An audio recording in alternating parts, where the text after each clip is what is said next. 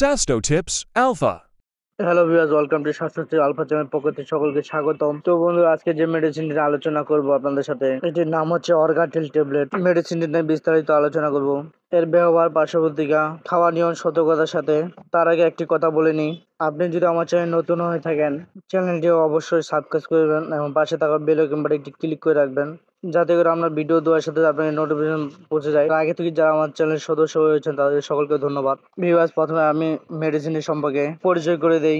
অর্গাটেল tablet, এটি generic নাম হচ্ছে লেস্টল লিনেস্টেরল 5 মিলিগ্রাম। এই ওষুধটি বাজারজাত করেছে নবিস্তা ফার্মাসিউটিক্যাল লিমিটেড। এই ওষুধটি কেন বা কি কারণে খাবেন, কি কাজে ব্যবহৃত করা হয়ে থাকে, আপনাদের এখন জানিয়ে দেব।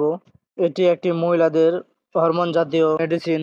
যেসব মহিলারা দীর্ঘদিন ধরে বাচ্চা নেওয়ার ট্রাই করতেছেন বা বাচ্চা নেওয়ার জন্য অনেক চেষ্টা করতেছেন, বা যাদের বাচ্চা হচ্ছে না এবং মাসিক অনিয়মিত হচ্ছে, তাদের ক্ষেত্রে এই মেডিসিনটি খুবই সাধারণত ডাক্তারগুলো দিয়ে থাকেন।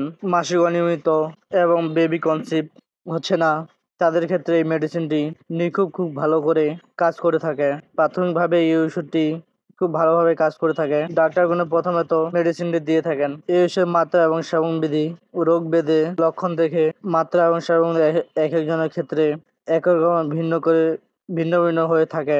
তবুও আমি কিছুটা আপনাদেরকে ধারণা দেওয়ার জন্য বলতেছি। একটি ট্যাবলেট মাসিকে 16 থেকে 25তম মধ্যে দেওয়া যেতে পারে এবং কিছু কিছু ক্ষেত্রে মাসিকের 4 দিনের থেকে 25 দিনের মধ্যে দেওয়া যেতে পারে সাইকেলের অনুযায়ী। এইভাবে এই ওষুধটি সাধারণভাবে দেওয়া হয়ে থাকে। আপনার মাসিকের ডেট এবং সবকিছু চিন্তা ভাবনা করে এই মেডিসিনটি সাধারণত দেওয়া হয়ে থাকে। পার্শ্ববর্তী আপনাদের এখন জানিয়ে দিই। পার্শ্বপ্রতিক্রিয়া রয়েছে কিছু কিছু। পার্শ্বপ্রতিক্রিয়াগুলো এই মেডিসিনটি খাওয়ার সময় কিছুটা পার্শ্বপ্রতিক্রিয়া দেখা দিতে পারে। যেমন পার্শ্বপ্রতিক্রিয়ার মধ্যে হচ্ছে মাইগ্রেন, মাথা ব্যথা, ডিজিনেস বা মাথা ঘোরা, নার্ভাসনেস, ডিপ্রেশন বা অতিরিক্ত সিক্ত চিন্তা ভাবনা, এবং বিভিন্ন ঘা হতে পারে, জন্ডিস দেখা দিতে পারে, ফোড়া দেখা দিতে পারে। এছাড়াও বিভিন্ন র্যাশ, লালচে দেখা দিতে পারে শরীরে, এসব দেখা দিতে পারে। এছাড়া স্তনে ব্যথার অনুভূতি হতে পারে। প্রেগনেন্সি অবস্থা অথবা গর্ভ অবস্থায় ও স্তনদানকালীন এই মেডিসিনটি দেওয়া যাবে কিনা।